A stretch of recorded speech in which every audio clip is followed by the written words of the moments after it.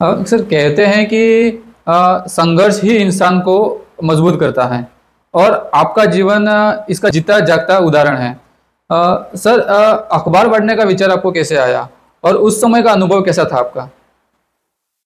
जिस बालक के पास जीवन के 80वें बसंत में अपने खुद के बैलों की जोड़ी के साथ खेत में हल चलाने वाला ऋषि तुल्य पिता विद्यमान हो, जिस बालक के पास दिहाड़ी मजदूरी के साथ एक महातपस्विनी सा जीवन जी करके और भरण पोषण करने वाली माँ विद्यमान हो, जिस बालक के दो बड़े भाई हों जिन्होंने मुझसे ज़्यादा संघर्ष झेले हों, ऐसे व्यक्ति विद्यमान हों, बड़ा जिसे कह सकते हैं ना, जख्म को या दर्द को कुरेदने वाला या उसे और गहरा करने वाला प्रश्न है आपका। पर वो दौर बीत चुका है, इसलिए अब मैं उत्तर देने की स्थिति में हूँ। और उन्होंने एक बात बहुत अच्छी कही, शायद वो बात उन्होंने सीओ स्काउट को नहीं कही होती तो मैं आज आपके सामने एक सेवानिवृत्त एसईवीओ के तौर पर, एक लेखक के तौर पर, एक मेंटोर के तौर पर बातचीत नहीं कर रहा होता। उन्होंने सीओ स्काउट से कहा था कि इस बच्चे को क्या तू जमादार बनाना चाहता है? सर, आपने अखबार बांटे जी, उसके बाद आपने न्यूज रिपोर्टर का अखबार बांटे, उसके बाद आपने स्काउट कार्यालय में कर्मचारी के रूप में आपने कार्य किया, उसके बाद आपने न्यूज रिपोर्टर के रूप में काम किया, उसके बाद आप तृतीय श्रेणी में आपका सिलेक्शन हुआ, फिर उसके बाद वरिष्ठ अध्यापक के रूप में आपका चयन हुआ। तो सर, आपके जो बचपन के सपने थे, तो सपनों को पूरा होना हमेशा खास होता है और जब सपना पद व पहचान से जुड़ा होता है तो भावनाएं और भी प्रबल हो जाती हैं। तो सर, जब आप एसीबीओ के पद पर बैठे तब सर आपकी भावनाएं कैसी थी सर? दिन में जुआरियों सटोरियों का अड्डा और रात के समय में चोरों के, आज शहर में चोरी कहाँ करनी है उसकी योजना निर्माण का केंद्र हुआ करता था। आप सभी का द संदीप शो में स्वागत है। आज हमारे साथ ऐसे व्यक्तित्व मौजूद हैं जिनका संघर्ष, सेवा और शिक्षा तीनों का अद्भुत संगम है। इन्होंने शिक्षा के क्षेत्र में नए प्रयोग और नवाचार किए हैं, समाज को नई दिशा दी और अपने कर्म से यह साबित किया कि सच्चा शिक्षक सिर्फ पढ़ाता नहीं बल्कि पूरी पीढ़ियां गढ़ता है। संघर्षों से शुरू हुई यात्रा आज लाखों लोगों के लिए प्रेरणा बन चुकी है। लेखन, साहित्य, शिक्षा और समाज सेवा, हर क्षेत्र में इनकी सक्रिय भूमिका रही है। इनकी जीवन कथा इतनी प्रेरक है कि उस पर मैं प्रकाश नाम से फिल्म तक बनाई गई है। तो आइए स्वागत करते हैं हमारे आज के प्रेरणा स्रोत, शिक्षक, समाज सेवक और शिक्षा जगत के नवाचारक श्री प्रकाश पंड्या जी का। सर, आपका द संदीप शो में दिल की गहराइयों से हार्दिक स्वागत है। सर, हर कहानी की शुरुआत बचपन से होती है और वही बचपन इंसान के पूरे जीवन की दिशा तय करता है। सर, आपका बचपन कैसा रहा और परिवार की स्थिति कैसी थी सर? संदीप जी, सबसे पहले तो आपके स्टूडियो में मुझे बुलाने और बातचीत करने के लिए बहुत बहुत आभार, साधुवाद।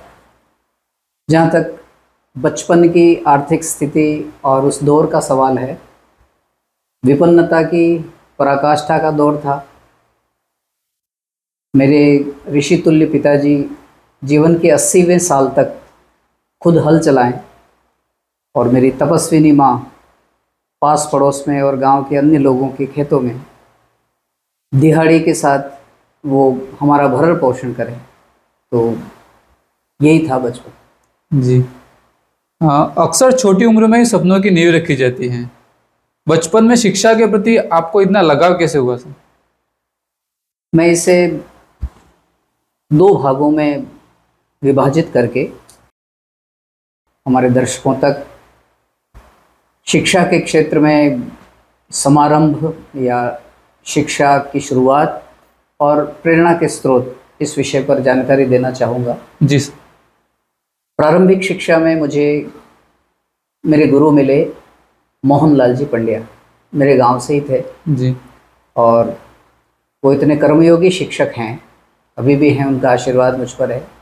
तो प्रारंभिक शिक्षा में उनकी मुझ पर बड़ी कृपा रही, बहुत आशीर्वाद रहा, उनसे प्रेरित हुआ। जब माध्यमिक शिक्षा यानी कि 9वीं कक्षा के और उसके आगे जब पढ़ाई का दौर शुरू हुआ, मुझे प्रेरणा स्रोत गुरु का सानिध्य मिला, टी.आर. जोशी साहब का। कालांतर में अतिरिक्त जिला कलेक्टर पद से सेवानिवृत्त हुए जी। इन दोनों गुरुजनों की कृपा ने, उनकी प्रेरणा ने मुझे शिक्षा के लिए प्रेरित किया। जी। सर, जिंदगी हमेशा आसान नहीं होती है, कई बार हालात सपनों को अधूरा छोड़ते हैं।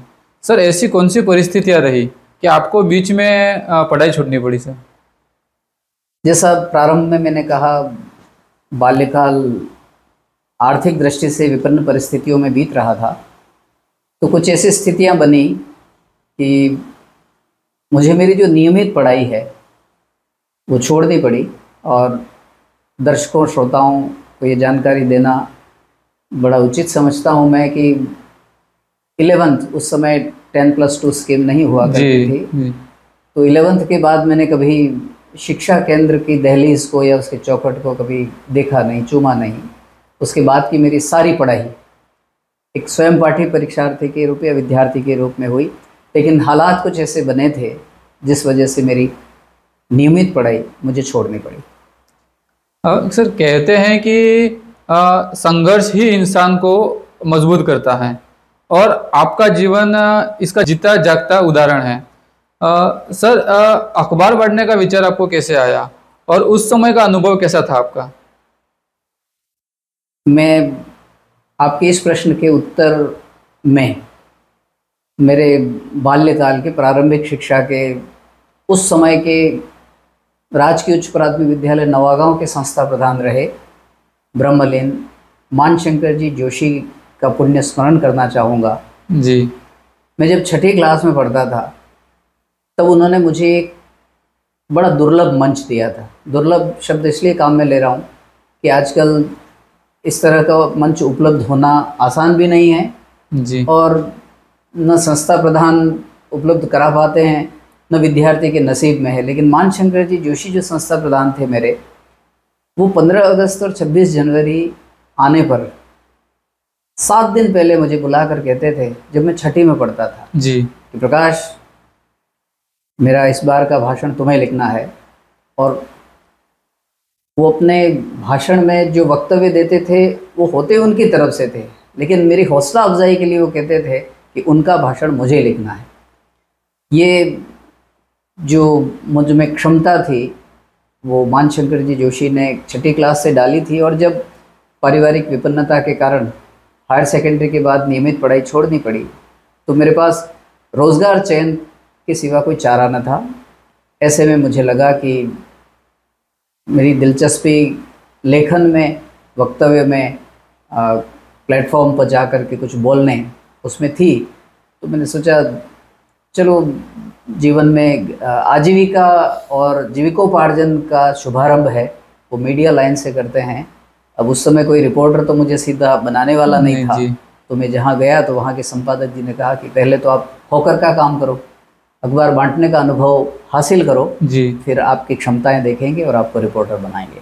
तो इन हालातों में अखबार बांटने का काम मैंने शुरू किया। सर, बचपन में जब 6 क्लास में आप को प्रेरित किया गया कि एक प्रिंसिपल सर का भाषण लिखने के लिए, तो कहीं न कहीं आपके सपने तो बड़े थे जी। पर सर, मुश्किल हालातों में अक्सर इंसान हार मान लेता है जी। तो सर, कभी आपको लगा कि आपके जो सपने हैं वो मतलब थक के भी सारी चीज़ें छोड़ दो, ऐसा कुछ कभी सर एहसास हुआ सर आपको? जिस बालक के पास जीवन के 80वें बसंत में अपने खुद के बैलों की जोड़ी के साथ खेत में हल चलाने वाला ऋषि तुल्य पिता विद्यमान हो, जिस बालक के पास दिहाड़ी मजदूरी के साथ एक महातपस्विनी सा जीवन जी करके और भरण पोषण करने वाली माँ विद्यमान हो, जिस बालक के 2 बड़े भाई हों जिन्होंने मुझसे ज़्यादा संघर्ष झेले हों, ऐसे व्यक्ति विद्यमान हों, तो संघर्ष में हार मानने जैसा कोई सवाल उठता नहीं था। और संघर्षों की उम्र कहें या कठिनाइयों या विषमताओं या प्रतिकूलताओं में इतनी ताकत नहीं थी जो मेरे ऋषि तुल्य पिता, तपस्विनी माँ और मेरे संघर्षशील भाइयों की प्रेरणा को मात दे सके। जी, और क्योंकि सर ये भी कहा जाता है कि माँ जो रहती हैं वो ये सोचती हैं कि मेरा बेटा आज क्या खाएगा, और पिता जो रहता है वो ये सोचता है कि मेरा बेटा कल क्या खाएगा। और भाइयों की तो मैं बात ही क्या कहूँ, तो वो तो पिता समान रहते हैं हमारे। सर, हर कठिन समय में कोई न कोई हमें राह दिखाता है, तो आपके संघर्ष के दिनों में किसने आपको सबसे ज़्यादा प्रेरित किया? फिर दोहराना चाहूँगा, जी सर। मेरे ऋषि तुल्य पिता का संघर्षशील जीवन, जी। मेरी तपस्विनी माँ का प्रेरणादायी जीवन, मेरे दोनों भाइयों का संघर्षशील जीवन, और एक उदाहरण मैं ऐसा देने जा रहा हूँ आपके माध्यम से दर्शकों को, श्रोताओं को, जिसे सुनकर हर कोई चौंक सकता है, लेकिन मुझे प्रेरित करने वाले किरदारों में एक महत्वपूर्ण भूमिका उस दौर में मेरे घर में पाली जाने वाली 3 गायों का भी रहा है। उन गायों की बड़ी विशेषता ये थी कि पूरे गांव की गायें, जैसे उस समय का ग्वाला लेकर गौ चरावन के लिए जंगल क्षेत्र में जाता था, तो उस ग्वाले की ये अभिव्यक्ति थी जो महीने का भुगतान लेने के लिए मेरे पिताजी के पास आता, तो वो कहता था कि दादाजी आपकी गायें मुझे बड़ी परेशान करती हैं। तो पिताजी पूछते कि कैसे परेशान करती हैं? कि सभी गायों में आपकी केवल 3 इकलौती गायें ऐसी हैं जी, जो पहाड़ के शीर्ष पर जाकर के चढ़ती हैं, और उन्हें नीचे उतारने के लिए शाम को जब गायें घर लौटती हैं गोधूलि में, तो उन्हें नीचे उतारने के लिए मुझे भी शीर्ष पर जाना पड़ता है। और वो पहाड़ भी कोई सामान्य पहाड़ नहीं था जी। वो हमारे गांव के जो लोक देवता हैं, स्थान देवता हैं, कलेटिया भैरव, वो पहाड़ हुआ करता था। तो पिताजी, माँ, दोनों भाइयों के अलावा मेरी उन 3 गायों का भी मुझे प्रेरित करने में बड़ा महत्वपूर्ण योगदान रहा है। जी सर, एक बार जब इंसान ठान ले तो वो हालात कितने भी कठिन हो, रास्ते खुल जाते हैं। तो सर, दोबारा जब आपने पढ़ाई शुरू की थी, तब सबसे ज़्यादा बड़ी चुनौतियाँ क्या रही आपके जीवन में? एक नियमित विद्यार्थी के रूप में पढ़ाई छूट जाने के बाद फिर दोबारा जब हायर सेकेंडरी उत्तीर्ण हो चुका था और अब मुझे ग्रेजुएशन करना था, तो उसके बीच का जो अंतराल था वो मेरे लिए बड़ा चुनौतीपूर्ण था जी। लेकिन उस चुनौतीपूर्ण अंतराल में वही जो मेरे बचपन के गुरुजी थे, मोहनलाल जी पंड्या, मेरे गांव के ही थे जी। तो मैंने उनसे जाना और उन्होंने भी मुझे बताया कि उनकी टीचर के रूप में, एक अध्यापक के रूप में नौकरी लग चुकी थी, और उसके बावजूद भी वो स्नातकोत्तर और उसके आगे की पढ़ाई जारी रखे हुए थे।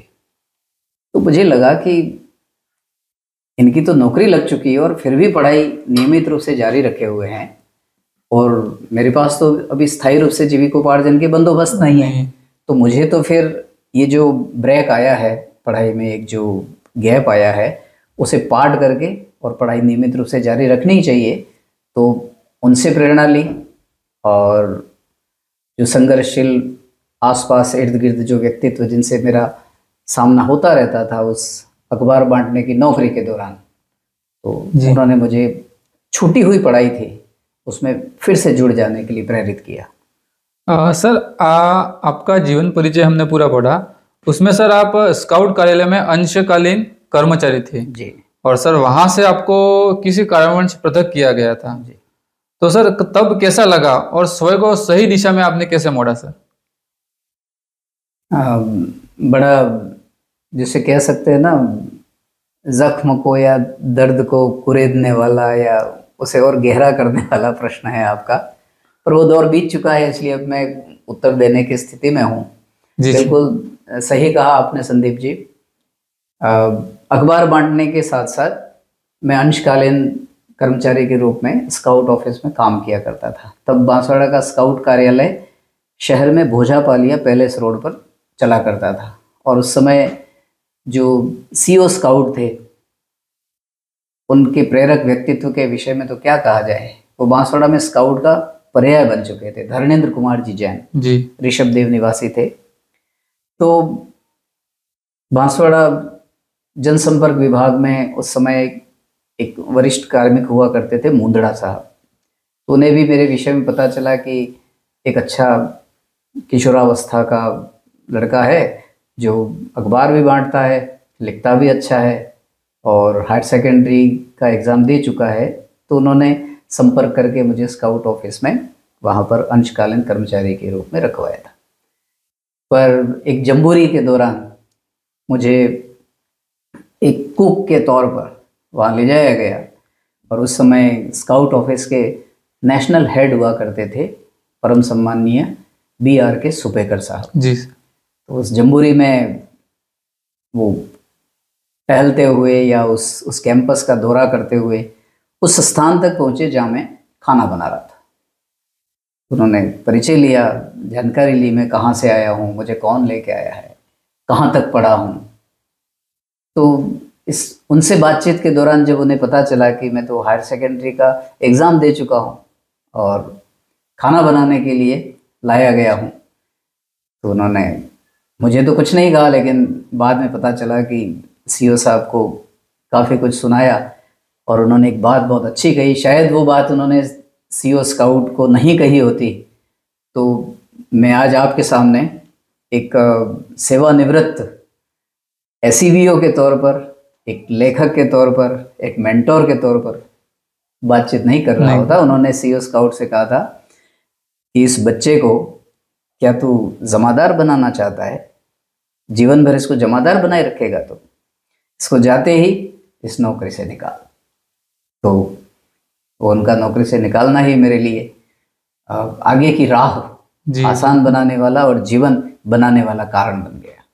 तो उस समय दुख तो हुआ था कि मैं अस्थायी तौर पर अंशकालीन नौकरी ही सही, लेकिन मेरे पास जीविकोपार्जन का एक माध्यम था, वो भी मुझसे छीन लिया जा रहा है। उस समय जरूर दुख हुआ था, लेकिन भारतीय सनातन संस्कृति और शास्त्र कहते हैं ईश्वरम यत् करोति शोभनम करोति।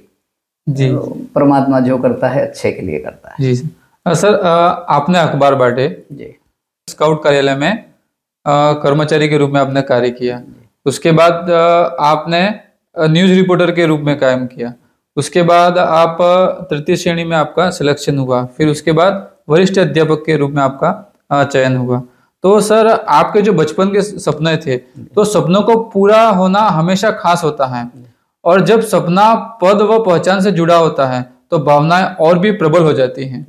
तो सर, जब आप ACBO के पद पर बैठे तब सर आपकी भावनाएं कैसी थी सर?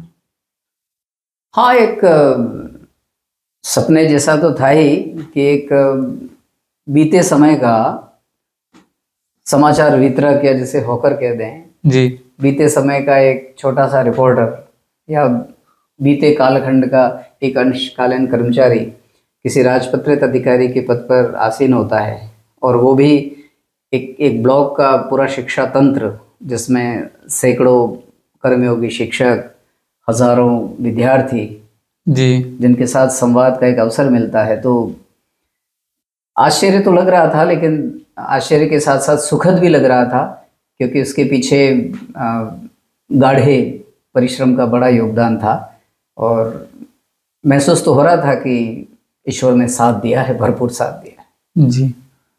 हर शिक्षक अपने काम में एक विरासत छोड़ता है। एक शिक्षक और एक शिक्षा अधिकारी के रूप में आपने ऐसे अधिकारी के रूप में आपकी सबसे बड़ी उपलब्धियां क्या रही सर? मैं जो विभागीय सांचे में जी, एक जो विभाग का अपना एक निश्चित दायरा है, उस दायरे में रहते हुए दो बड़े काम जिसे मैं अपने जीवन की व्यक्तिगत उपलब्धि भी मानता हूँ जी सर, और उन कार्यों के कारण मुझे ऐसा लग रहा है कि एक बड़े परिवर्तन में वो जो कार्य थे वो एक बड़ी भूमिका निभा रहे हैं। उसके अलावा दो काम ऐसे थे जो विभागीय सीमा क्षेत्र से बाहर के थे, जी सर, लेकिन मुझे बड़ा सुकून देते हैं। तो पहले मैं बात कर लेता हूँ विभागीय दायरे में रहकर किए हुए काम। 2013 में जब मैं डूंगरपुर पोस्टेड हुआ, डूंगरपुर जिला शिक्षा अधिकारी कार्यालय में शैक्षिक प्रकोष्ठ अधिकारी के पद पर, जी सर, तो मुझे लगता था डूंगरपुर जिले का एक जो सीमावर्ती गांव है वो गुजरात बॉर्डर से, अगर मुझे ठीक से स्मरण हो तो मांडली गांव जी, है, जी, हमारे ज्ञानपीठ पुरस्कार विजेता साहित्य के हमारे पुरोधा भीष्म पितामह पन्नालाल जी पटेल साहब वाला जी। तो मांडली से एक शिक्षक भरी गर्मी में 42, 43, 44 डिग्री टेम्परेचर में रिजल्ट शीट लेकर कार्यालय में जमा कराने आ रहा है। तो मुझे उस समय बहुत बुरा भी लगता था और अंदर से मुझे पीड़ा और दर्द भी होता था कि केवल एक कागज जमा कराने के लिए शिक्षक इतनी दूरी तय करके कार्यालय क्यों आए? तो मैंने एक छोटा सा प्रयोग किया डूंगरपुर से ही, पेपरलेस दफ्तर का। और मुझे डूंगरपुर के शिक्षकों ने इतना साथ दिया कि आज आप देख रहे होंगे कि जब भी शाला दर्पण में रैंकिंग के परिणाम आते हैं, रैंकिंग रिजल्ट आता है हर महीने, तो डूंगरपुर जो टॉप 5 में रहता है, टॉप 5 में रहता ही आया है। जी जी सर। तो उस समय के कालखंड में तत्कालीन प्रिंसिपल महोदयों ने, शाला दर्पण प्रभारियों ने, कंप्यूटर के जानकार शिक्षकों ने जो पेपरलेस दफ्तर और पेपरलेस ऑफिस जी स्कूल का जो मेरा एक अभियान था उसमें पूरा साथ दिया, उस वजह से जो हमारा तकनीकी कौशल और प्रौद्योगिकी के कारण जो एक जो शारीरिक श्रम की बचत हुई, जी समय की बचत हुई, उसका एक बड़ा परिणाम आज हम देख रहे हैं। पहला बड़ा काम सर, ये 2013 की बात है सर, जो आप हाँ जी 2013 की बात जी। है, जब डूंगरपुर में जिला शिक्षा अधिकारी कार्यालय में शैक्षिक प्रकोष्ठ अधिकारी के पद पर मैं, मतलब जो सरकार आज पेपरलेस की बात कर रही है वो आपने 2013 में करके दिखाया। 12 साल पहले 12 करके दिखाया था उसे। बहुत बढ़िया सर। जी। विभागीय सीमा क्षेत्र से बाहर एक काम जो हुआ, बांसवाड़ा जिले में तत्कालीन पुलिस अधीक्षक महोदय रहे KL बेरवा साहब, जो इन दिनों मध्य प्रदेश के डॉक्टर गौर सिंह विश्वविद्यालय के माननीय कुलाधिपति हैं। जी सर। पुलिस अधीक्षक रहते उन्हें न जाने कहाँ बांसवाड़ा के सुदूर ग्रामीण इलाकों में जी जी सर एक साथ 40-50 जनजाति बालिकाओं का समूह स्कूल से छुट्टी के बाद घर जाता हुआ नजर आया। उन्होंने गाड़ी रोकी और गाड़ी रोककर उन बच्चियों से कुछ बातचीत की। बच्चियों से पूछा कौन सी कक्षा में पढ़ती हो? बच्चियों ने कहा कि 10वीं कक्षा में। तो पुलिस अधीक्षक महोदय ने सवाल किया 9th में कितना परसेंटेज बना था? तो बच्चियां निरुत्तर हुई, कोई न बोले। फिर उन्होंने पूछा बताओ ना 9th में कौन से डिवीज़न से पास हुई थी? तब भी बच्चियां खामोश रही। फिर उनमें से किसी तरह साहस जुटाकर एक बच्ची ने कहा कि सर हम तो 10वीं में फेल हुई हैं। तो कितनी बच्चियां फेल हुई हो? तो उन्होंने कहा हम तो 50 की 50 फेल हुई है। तो थी कितनी? फिर उन्होंने कहा कि हम 50 बच्चियां थी। उस समय स्कूल का रिजल्ट सरकारी रिकॉर्ड में, ये मेरी तरफ से कपोल कल्पित नहीं कह रहा, उस स्कूल का पूरा रिजल्ट ही 0% था 10th क्लास में। 10th क्लास में। कौन से ईयर की बात है सर? ये 2007 की बात। 2007 की। तत्कालीन SP साहब को, पुलिस अधीक्षक महोदय बेरवा साहब जो जिक्र किया मैंने, उन्हें बड़ा ये बात अंदर तक चुभ गई कि 50 बच्चियां और सबकी सब फेल। तो उस समय तो वो तत्कालीन मुख्यमंत्री के घोटिया आंबा दौरे के सिलसिले में आना जाना कर रहे थे, तो उस समय तो कुछ नहीं कहा। लेकिन जब ये दौरा हो गया उसके बाद उन्होंने, तब अबापुरा में SHO हुआ करते थे, अभी बांसवाड़ा शहर कोतवाली में CI हैं रूप सिंह जी चारण जी सर।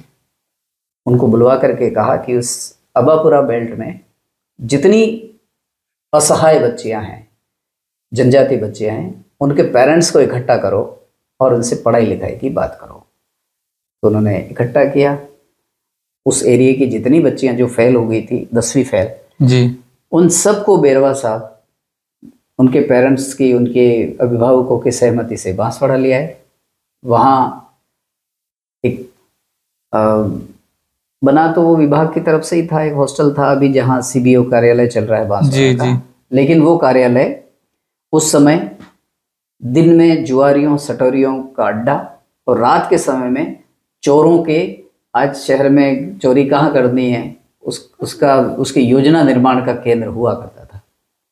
उसे करोड़ों रुपये की लागत के भवन और करोड़ों रुपये की लागत की जमीन, जो किसी समय में एक लंबे समय तक जुआरियों सटोरियों और चोर उचक्कों के कब्जे में थी, उसे एक विद्या का केंद्र बना करके बाद में वो 7 साल तक चला। हॉस्टल जन सहयोग से चला जी। कुछ जो संत महात्मा आते थे उनके आशीर्वाद से चला।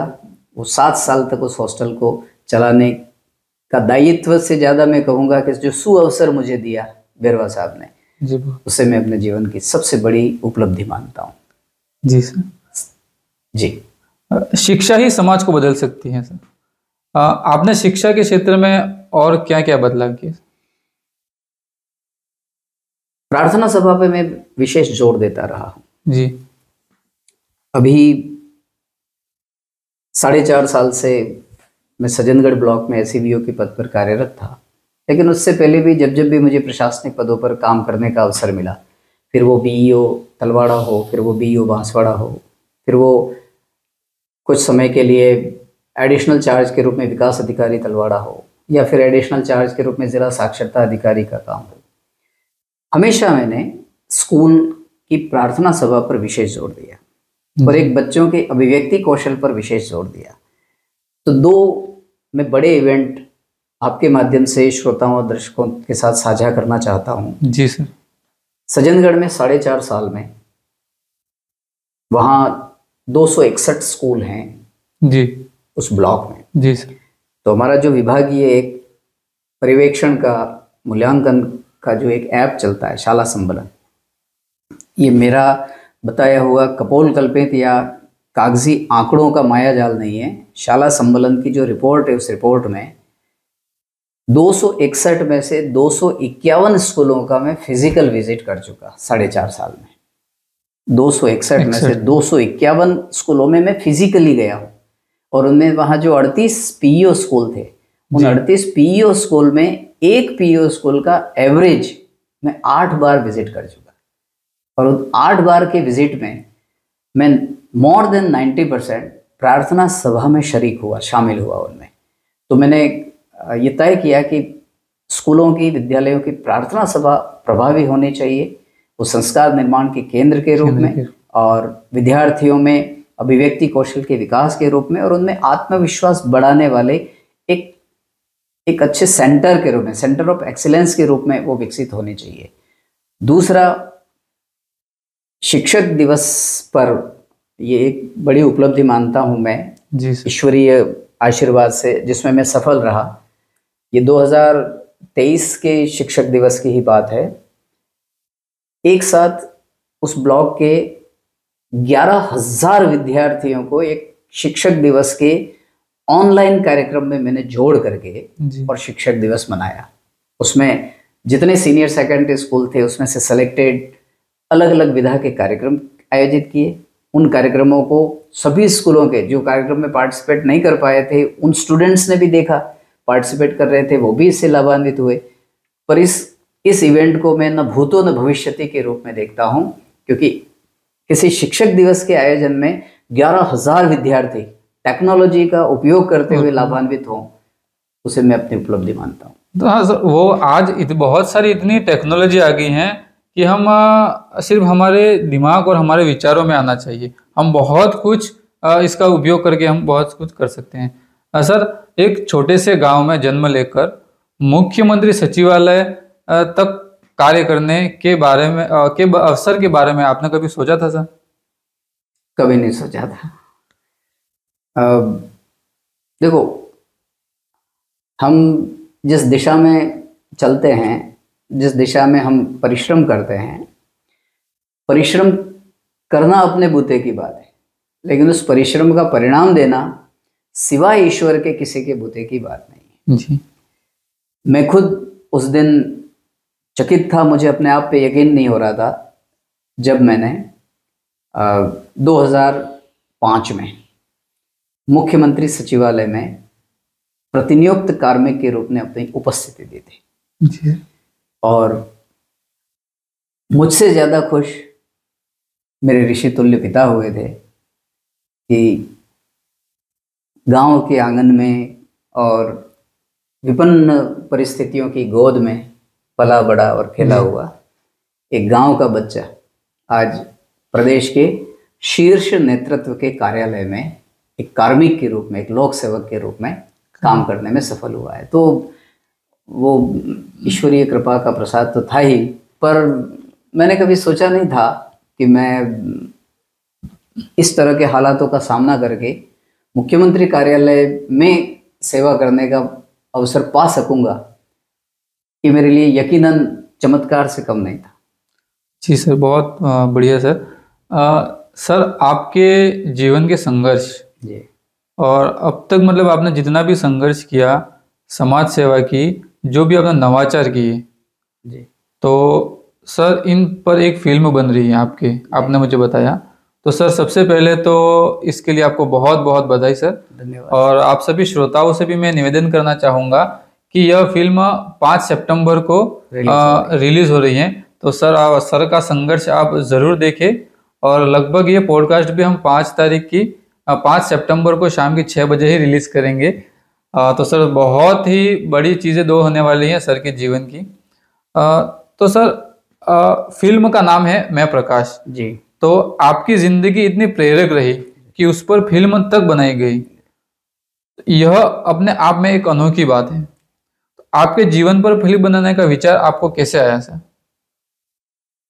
ये मुझ में कम और मेरे कुछ साथी हैं जिन्होंने प्रकाश पंड्या को जी विगत 45 वर्षों से नित्य निरंतर निर्निमेष लगातार पढ़ा है। प्रकाश पंड्या को समझने से ज़्यादा उन्होंने प्रकाश पंड्या को पढ़ा है। तो ऐसे 3 वरिष्ठ रचनाकार हैं, फिल्म निर्माण के क्षेत्र में जानी मानी हस्तियां हैं। उनमें जगन्नाथ जी तेली, सतीश जी आचार्य और वरिष्ठ जाने माने पत्रकार हैं दीपक जी श्रीमाल। जी सर। उन्होंने एक दिन मुझसे उनकी भावनाएं साझा करते हुए कहा कि भाई गुरुजी, आपके जीवन पर एक फिल्म बनाने का मानस है। उनका मैं ऐसा कोई किरदार चरित्र या ऐसी कोई विशेष भूमिका तो रही नहीं। उन्होंने कहा नहीं, वो आप नहीं जानते हैं, हम जानते हैं। उनमें चौथा नाम जुड़ गया, नगर स्कूल में मेरे ही स्टूडेंट रहे रवि राठौड़ का, जी जो बांसवाड़ा में एक बहुत अच्छा चैनल चलाते हैं। तो इन चारों ने मिलकर के विचार किया कि मुझ पर एक फिल्म बनाएंगे। उन्होंने कहा कि फिल्म में केवल बचपन से लेकर, यानी कि जैसे जिन संस्था प्रधान महोदय का मैंने जिक्र किया था, मानशंकर जी जोशी का, जिन्होंने अभिव्यक्ति का सबसे बड़ा प्लेटफॉर्म मुझे क्लास 6 से उपलब्ध कराना शुरू कर दिया था। तो उस फिल्म में जब मैं 8th क्लास में था तो हिंदी निबंध प्रतियोगिता में मैं डिस्ट्रिक्ट लेवल पर फर्स्ट आया था, when I was in 8th class. तो फिल्म वहाँ से शुरू होती है और संघर्षों के विराम पे आकर के संपन्न होती है। तो उन सब की भावनाएं थी। फिर कुछ कलाकार भी जुड़ते चले गए, स्क्रिप्ट भी बन गई और एक अच्छी सी 25 मिनट की लघु फिल्म कहें, बायोपिक कहें, बनकर तैयार है। और आपके माध्यम से श्रोताओं और दर्शकों तक की बात पहुंची गई और पूर्व में भी सूचित हैं कि 5 सितंबर को उसे रिलीज किया जाए। सर ये कहाँ पे रिलीज होगी सर? यूट्यूब पे? यूट्यूब पे रिलीज। जी सर, बहुत बढ़िया है सर। सर कभी कभी नाम ही कहानी की आत्मा कह देती है। जब आपने पहली बार फिल्म का नाम मैं प्रकाश सुना तो आपके मन में क्या भाव है? यही कि जो बचपन से लेकर के सेवानिवृत्ति के बाद तक का जो सफरनामा है, जीवन की यात्रा है, उस यात्रा में प्रकाश के पड़ाव क्या क्या रहे, प्रकाश का सफर या उसकी यात्रा कितनी प्रेरणास्पद रही जी, और उनमें कौन कौन से जोखिम सामने आए, कौन कौन सी चुनौतियां सामने आई और उन चुनौतियों से पार पा करके और प्रकाश अपने आप को प्रकाश कैसे सार्थक कर सका। मुझे प्रकाश होने की सार्थकता का उत्तर दुनिया या जमाने के किसी व्यक्ति को तो देना नहीं है, मुझे तो उस ईश्वर को देना है कि मैंने एक प्रकाश धरती पर भेजा था एक इंसान के तौर पर, तो तूने अपने आप को प्रकाश रूप में कितना सार्थक सिद्ध और साबित किया। तो वो नाम सुना तो लगा मुझे कि अब नई पीढ़ी के सामने मेरा ये जो जीवन व्रत है वो उचित माध्यम से रखने का समय आ गया है। जी, असल फिल्म हमेशा यथार्थ और कल्पना से मेल होता है। तो क्या फिल्मों में दिखाए गए संघर्ष और घटनाएं बिल्कुल वास्तविक हैं या उसमें से कुछ फिल्मी रंग देने के लिए कुछ जोड़ा रखा है? नहीं, लेश मात्र भी या अणु मात्र भी उसमें कोई कपोल कल्पित घटनाक्रम नहीं है जी, कोई वक्तव्य नहीं है, कोई संवाद ऐसा नहीं है।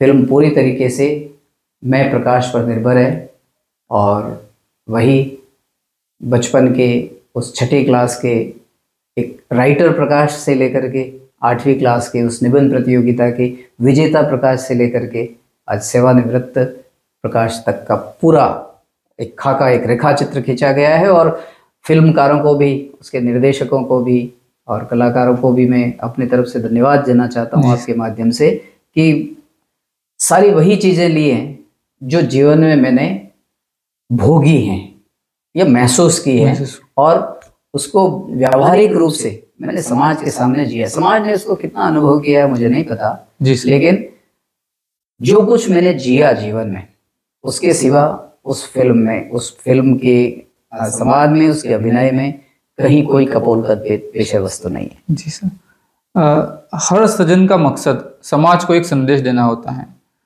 इस फिल्म से युवा पीढ़ी को क्या संदेश मिलेगा सर? यही कि हम अगर कुछ अच्छा कर रहे हैं जी, हमारे प्रयासों से समाज को कुछ दिशा देने का, या उम्र के किसी भी व्यक्ति को कुछ अच्छा करने का हम अवसर दे पा रहे हैं, तो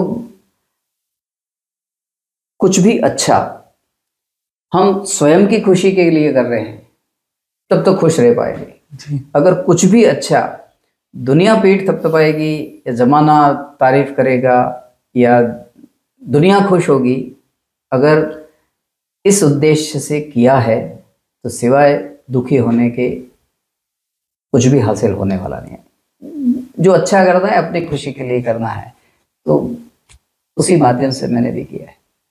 हर जिंदगी में ऐसा पल आता है जो हमें तोड़ भी सकता है और गढ़ भी सकता है। तो आपके जीवन का सबसे कठिन पल कौन सा रहा जिससे आपको सबसे मजबूत बनाया? इस प्रश्न का उत्तर भी मैं 2 भागों में देना चाहूंगा। जी। जहां तक टूटने और फिर जुड़ने जैसे सवाल का जवाब है, या परिस्थितियों से जूझते हुए बैकफुट पे चले जाने, या फिर कुछ देर के लिए अपने आप को असहाय महसूस कर देने जैसे हालात का सामना करने की बात है, तो मेरी शादी के बाद 3 किरदार, 3 चरित्र ऐसे रहे हैं जी। कि उनके सिवा मुझे किसी से सीखने की या किसी से प्रेरणा लेने की ज़रूरत पड़ी नहीं। एक मेरी पत्नी, मेरा बेटा और मेरी बिटिया। बहुत से मिलने वाले मेरे एक व्रत से, बड़े विशिष्ट प्रकार के व्रत से परिचित हैं, तो उसका खुलासा तो मैं अपनी निजता का हनन मानूंगा, लेकिन उस व्रत को 25 साल से निभाने में मेरी पत्नी ने एक तपस्विनी की, और यूँ कहें कि अग्निहोत्र परंपरा की एक साधिका की भूमिका निभाई है। जी। बचपन से लेकर आज तक जीवन की सार्वजनिक कार्यों में व्यस्तता इतनी रही मेरी कि आपको जानकर आश्चर्य होगा। इसे आप परिहास या मनोविनोद के रूप में लें तब भी आप ले सकते हैं। दुनिया का एक बहुत बड़ा तबका या हिस्सा अपने बच्चों को बड़ा होते हुए इस तरह से देखता है, इतना बड़ा हुआ, इतना बड़ा हुआ। मैंने अपने दोनों बच्चों को बड़े होते हुए इतना बड़ा हुआ, इतना बड़ा हुआ, इतना बड़ा हुआ, इस तरीके से देखा है। क्योंकि वो जब सोए रहते थे और मैं घर से निकल जाता था काम पर, और जब सो जाते थे तब मैं घर लौटता था, तो मैंने अपने दोनों बच्चों और पत्नी को मेरे संघर्ष में सदैव मेरे साथ खड़ा पाया है। तो ये तो संघर्षों में मेरा साथ देने वाली बात हुई। कठिन पल का मैं एक जिक्र करना चाहता हूँ। जी सर। ईश्वर ही था जिसने उस कठिन पल से मुझे बाहर निकाला और बचाया। बांसवाड़ा में तत्कालीन पुलिस अधीक्षक हुआ करते थे अनिल जी टांक साहब। जी सर। उन्होंने मुझे एक जिम्मा दिया। ये 2013 की बात है, ये 2014 की बात। जी जी सर। जब पूरे राजस्थान में स्टूडेंट को सेल्फ डिफेंस या आत्मरक्षा सिखाए जाने का कहीं कोई नामो निशान नहीं था, तत्कालीन पुलिस अधीक्षक अनिल टांक साहब ने ये पहली बार बांसवाड़ा में प्रयोग किया था। और आपको जान के बड़ा गर्व और हर्ष होगा कि उस पहली बार के प्रयास में 10,000 बालिकाओं को आत्मरक्षा का प्रशिक्षण दिया गया। पूरे बांसवाड़ा पूरे जिले बांसवाड़ा जिले में 10,000। उनमें से 1500 बालिकाओं ने कुशलबाग में डेमो दिया, और उस समय का स्वाधीनता दिवस राज्य स्तरीय समारोह उदयपुर में हुआ था। 100 जनजाति बालिकाओं ने तत्कालीन मुख्यमंत्री वसुंधरा जी के सामने महाराणा भोपाल स्टेडियम में 100 बालिकाओं ने सेल्फ डिफेंस का डेमो दिया।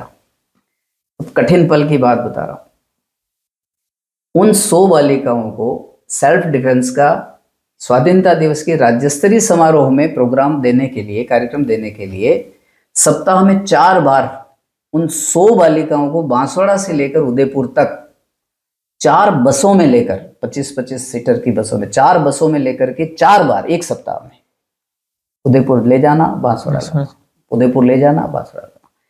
उन 4 बार की यात्रा में 100 किशोरावस्था की बालिकाओं को मैं सुरक्षित ले जा सका और सुरक्षित उनके माँ बाप को सौंप सका।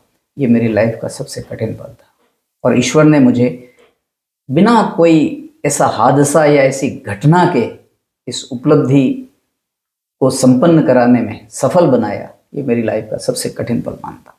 और उसके बाद से ही पूरे राजस्थान में सेल्फ डिफेंस का दौर शुरू हुआ है। जी जी। आज की पीढ़ी या आज के युवा संघर्ष से जल्दी हार मान लेते हैं, तो संघर्षरत छात्रों और युवाओं को आप क्या संदेश देना चाहेंगे? संघर्ष से यूँ कहें थोड़ा सा धैर्य या पैशंस नई पीढ़ी में पूरी तरह से खोता जा रहा है। जी।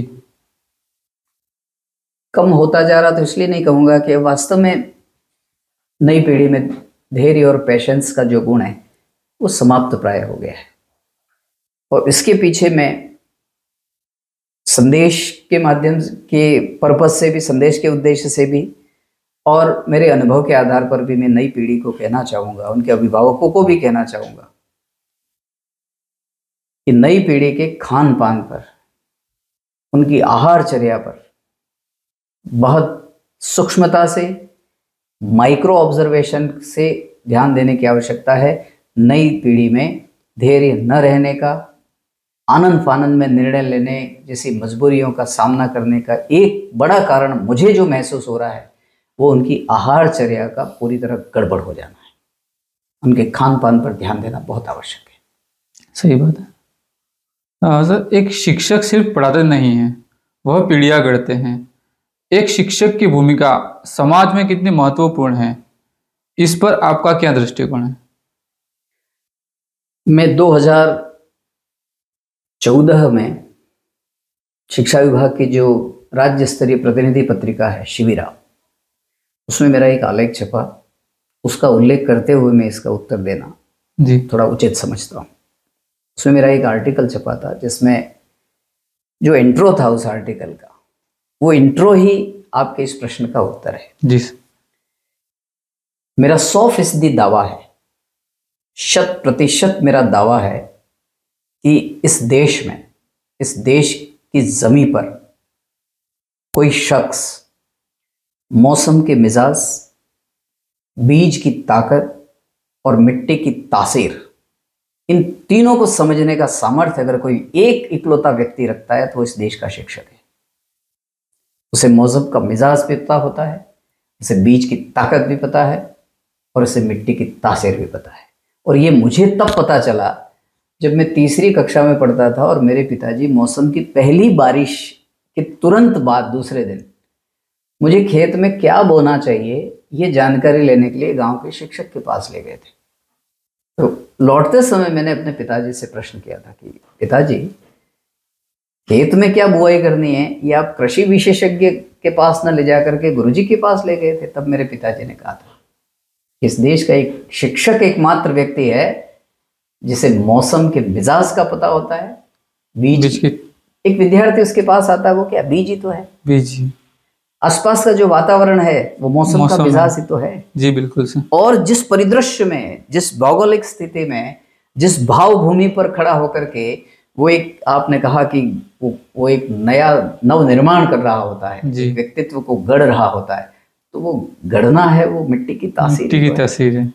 इसलिए शिक्षक मेरी नज़र में इन तीनों बिंदुओं से, तत्वों से सामर्थ्यवान है। जी बिल्कुल सर। हर इंसान के कुछ सपने होते हैं और जो उसकी आने वाली राह तय करते हैं। तो आपके आने वाले जीवन के और कौन से लक्ष्य या सपने हैं सर? मैं इस प्रश्न के उत्तर में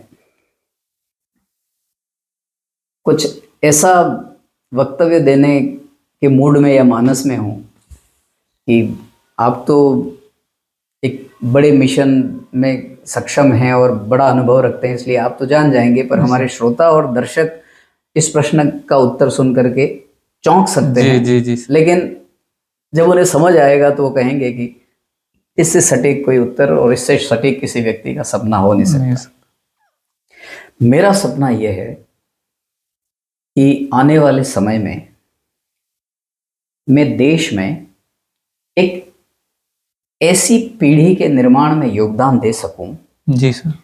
जिसे कचरा कचरा पात्र में ही डालें ये लिखकर पढ़ने के लिए मोहताज नहीं हूं। मैं उस पीढ़ी के निर्माण में योगदान दे सकूं जिसे पुलिया पर पानी होने की स्थिति में वाहन न उतारें ये इबारत पढ़ने की मजबूरी ना हो, और मैं उस पीढ़ी के निर्माण में योगदान दे सकूं जिसे रोडवेज या किसी बस में उतरते समय उस दरवाजे के ऊपर ये लिखे होने का मोहताज न होना पड़े कि उतरते समय अपना मुंह आगे या सामने करके उतरे। मैं ऐसी पीढ़ी के निर्माण में योगदान देना चाहता हूँ, ये मेरा सपना है। हाँ, आपने ये सर बहुत ही मतलब अच्छी चीज़ बताई कि आज जैसे कि यहाँ पर धूम्रपान निषेध क्षेत्र लिखना पड़ता है, यहाँ पार्किंग नो पार्किंग का बोर्ड लगाना पड़ता है। मतलब यार एक चीज ये भी हो सकती है कि पार्किंग यहाँ पे करनी चाहिए। एक बात और ऐड करना चाहता हूँ जी सर। कि सारी इबारतें, ये जुमले, ये जितने संदेश हैं, वो कम से कम संदीप जी अनपढ़ के लिए तो नहीं ही है। जी बिल्कुल। क्योंकि उससे तो वैसे ही उस लिखे हुए से कोई सरोकार नहीं है। जी। तो फिर जिनके लिए भी हैं, मैं चाहता हूँ कि मेरे देश में आने वाली एक ऐसी पीढ़ी का निर्माण हो जिसे ये सारी व्यवस्थाएं बिना लिखे हुए के उसको नैतिक दायित्व के तौर पर समझ में आने लगे। जी जी। कभी कभी एक लाइन ही पूरी जिंदगी का सार कह देती है। अगर आपको अपने जीवन को एक पंक्ति में परिभाषित करना हो तो सर आप क्या कहेंगे? नदी से पूछा जीवन क्या है, वह बोली कुछ नहीं, चुपचाप आगे बढ़ गई। मेरी दृष्टि में जीवन की एक पंक्ति में परिभाषा जीवन प्रवाहमान सरिता है। जी। आज जब लाखों लोग आपको प्रेरणा स्रोत मानते हैं, यह आपके संघर्ष का प्रतिफल है, तो आपके मन में कौन सी भावनाएं आती हैं?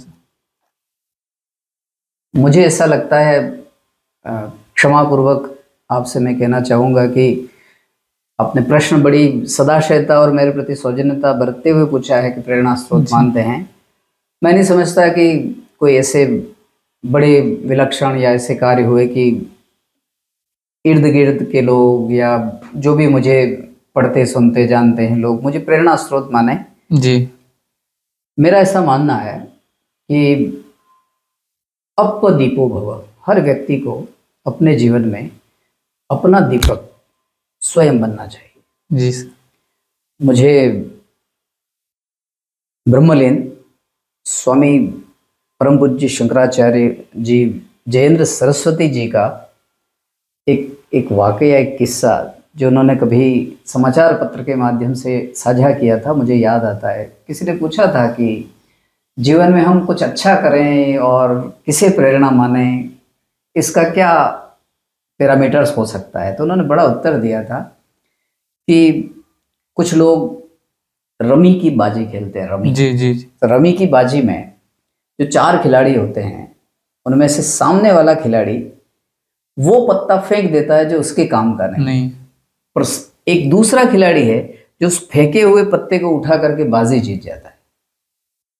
तो प्रेरणा, अपनी प्रेरणा हम स्वयं में है। जी। किसी भी अन्य व्यक्ति का जीवन को सफल बनाने के लिए आजमाया हुआ नुस्खा, किसी अन्य व्यक्ति द्वारा जीवन को सफलता के शिखर तक पहुंचाने के लिए प्रयोग में लाया गया टिप्स, जी। या जो भी उसके माध्यम है, उपाय हैं, युक्तियां हैं, जरूरी नहीं कि वो सबके काम आ जाए। जी इसलिए मैं ये चाहूंगा कि मेरा नई पीढ़ी को ये आग्रह पूर्वक निवेदन रहेगा कि वे अपनी प्रेरणा स्वयं बने। ठीक जी। है, उन्हें मुझ में कुछ अच्छा नजर आ रहा है तो उसे केवल पढ़ने तक सीमित रखें, आजमाने और अपनाने के लिए वो बाध्य न हो जाए। जी सर। सर आपने ACBO के पद पर कार्य किया, तृतीय श्रेणी अध्यापक के रूप में भी कार्य किया, डूंगरपुर DO के पद पे भी कार्य किया और मुख्यमंत्री सचिवालय में भी आपने काम किया। तो सर सबसे ज़्यादा आपको संघर्ष या कहे सबसे ज़्यादा आपको कठिन कहाँ लगा सर? मेरे पास 8 माह के लिए जी तलवाड़ा पंचायत समिति के विकास अधिकारी का भी कार्यभार जी आया था, मिला था मुझे। सबसे जोखिम भरा काम वो लगा मुझे, विकास अधिकारी का। विकास अधिकारी का काम। कुछ लोग हो सकते हैं उसको ग्लैमरस मान सकते हैं उस पोस्ट को, लेकिन चुनौतीपूर्ण है। और मैं हाथों हाथ आपके माध्यम से श्रोताओं, दर्शकों को ये बता जी दूं बिल्कुल सर। कि मैं 8 माह में उसे बढ़िया, सफलतापूर्वक और मेरे मन को आज भी सुकून देने वाले उस अवसर के रूप में मान सकता हूँ। उसके पीछे एक बड़ा कारण या बड़ा प्रेरणा स्रोत, एक समय अफसर बिटिया करके एक सीरियल आता था टीवी पर, अफसर बिटिया। जी उसमें भी वो बिटिया विकास अधिकारी का ही काम करती है। तो वो मुझे चार्ज मिला उससे पहले उस सीरियल की कुछ कड़ियाँ मैं देख चुका था। तो उस सीरियल ने उस विकास अधिकारी की जिम्मेदारी को सफलतापूर्वक निभाने में मेरी बड़ी मदद की। पर मुझे इन सब पदों पर कार्य करने के अवसरों में सबसे ज़्यादा चुनौतीपूर्ण, जोखिम भरा और कुछ लोगों की परिभाषा में कहूँ तो ग्लैमरस वाला जो पद था वो विकास अधिकारी का लगा। सर क्यों रहा है सर, ये बता सकते हैं सर? बहुत सारी चीज़ें ऐसी हैं जो वो सोच कुछ और रहा होता है, उसे करना कुछ और पड़ता है। जी और सर। वहाँ उसके पास अपनी स्वयं की जो योजना है या स्वयं की जो सोच है वो इम्प्लीमेंट करने में या वो क्रियान्वित करने के उसके पास में अवसर नील बटे सन्नाटे के बराबर है। जी सर आपने लगभग जहाँ तक हमारी जानकारी है अपना 9 बुक्स लिखी हुई हैं। जी सर आज अगर कोई व्यक्ति जी बुक्स लिखना चाहता है, जैसे मेरा भी एक ड्रीम है कि मैं अपने जीवन में कम से कम एक बुक लिखूं, तो वो कैसे शुरुआत करे सर? लेखन 100% ईश्वर प्रदत्त कृपा का प्रसाद है। जी सर। उसे हम साहित्यिक भाषा में कहें तो ये परमात्मा प्रदत्त क्षमता है। जी उसके मन में विचार आना ईश्वरीय कृपा की शुरुआत है। उस विचार को लिपिबद्ध करना या लेखबद्ध करना जी ये ईश्वर कृपा का दूसरा चरण है। जी सर। तो विधाएं हमारे जो भक्तिकालीन कवि हैं, कबीर हों, सूर हों, तुलसी हों, रैदास हों, दादू दयाल हों, जी। दीपा हों, मीरा हों, है ना? जी जी हम वागड़ की बात करें तो वागड़ की मीरा गौरीबाई हों, हमारे भगवान श्री कृष्ण के अंशावतारी परम पूज्य संत माव जी महाराज हो। तो जी लेखन अनायास होता है, उसको सायास या सप्रयास नहीं किया जा सकता। रही बात आपने शुरुआत कहाँ से करें, जी तो जो विचार मन में आ रहे हैं उसे एक बार लिपिबद्ध या लेखबद्ध करते चले जाएं। जी फिर एक समय आएगा कि ईश्वर कृपा से ही वो जो लिपिबद्ध या लेखबद्ध किया हुआ है वो एक पुस्तकाकार के रूप में हमारे सामने होगा, समाज के सामने होगा। जी बहुत बढ़िया सर, ये आपने बहुत बताया। सर अपन एक रैपिड फायर सेशन रहता है सर। जी। सर मेहनत या किस्मत, आपकी सफलता का असली राज क्या है? मेहनत। मेहनत। जी। आपके जीवन का सबसे कठिन पल कौन सा था? जब सारी कठिनाइयां आसानी में बदल गई, फिर उस पर यकीन करना। जी बिल्कुल। पढ़ाई में सबसे कठिन विषय कौन सा रहा सर? अर्थशास्त्र। शिक्षा के क्षेत्र में सबसे जरूरी सुधार क्या है? ये जो धंधेबाजों का शिक्षा पर शिकंजा कसता जा रहा है उस पर सख्ती से पेश आना। वो सपना जो आज भी अधूरा है। मैं चाहता हूँ देश के सैनिकों के बीच जाकर और अपने अनुभव साझा करूं। जी। सर, इसके लिए आपने कुछ प्रयास किया अब तक, मतलब उनके बीच आप जा सको? नहीं, ईश्वर चाहेगा तो वो अवसर मुझे मिल जाएगा। जैसा मैंने सोचा नहीं था, पर मुख्यमंत्री कार्यालय तक काम करने का मिल गया, तो जी जी। मेरी इच्छा है जिनके कारण से आपकी, मेरी और इस देश के 144 करोड़ लोगों की होली, दिवाली, रक्षाबंधन, ईद, क्रिसमस, सब जिनकी बदौलत है, ऐसे सैनिक भाइयों के बीच जाकर के मैं अपने अनुभव साझा करना चाहता हूँ। सर, आपके लिए सच्ची सफलता की परिभाषा क्या है? मेरे रहते, दुनिया में मेरे रहते, जी मैं 1000 प्रकाश पंड्या समाज और देश को सुपुर्द करके जाऊं। जी, बहुत बढ़िया। सर, आप एक छोटे से निवेदन पर इस शो में पधारे। जी। सर, इसके लिए मैं दिल की गहराइयों से आपको बहुत बहुत धन्यवाद अर्पित करता हूं सर। संदीप जी, आपके प्रति धन्यवाद। कि वैसे मेरा व्यक्तित्व या कुछ इस तरह के कोई प्रेरणास्पद कुछ कार्य या वृत्तियां तो है नहीं, पर फिर भी आपने इस पॉडकास्ट के लिए मुझे चुना और अवसर दिया, इसके लिए आपका भी बहुत बहुत धन्यवाद। आपकी उपस्थिति और मार्गदर्शन हमारे लिए अत्यंत प्रेरणादायक रही। आपका जीवन हमें यह सिखाता है कि संघर्ष चाहे कितना भी बड़ा क्यों ना हो, अगर नीयत साफ हो और हौसले मजबूत हो तो हर सपना पूरा किया जा सकता है। आपने शिक्षा के क्षेत्र में जो नवाचार किए और समाज को जो दिशा दी, वह आने वाली पीढ़ियों के लिए एक अमूल्य धरोहर है। आज की यह बातचीत हमारे श्रोताओं के लिए न सिर्फ प्रेरणा बनेगी, बल्कि उन्हें नई ऊर्जा भी देगी। हम आपका दिल से आभार प्रकट करते हैं। दोस्तों, अगर आपको यह एपिसोड पसंद आया हो तो लाइक करें, शेयर करें और सब्सक्राइब करना ना भूलें। हम फिर मिलेंगे एक प्रेरक शख्सियत के साथ। तब तक जुड़े रहिए द संदीप शो के साथ। आप सभी का दिल की गहराइयों से धन्यवाद।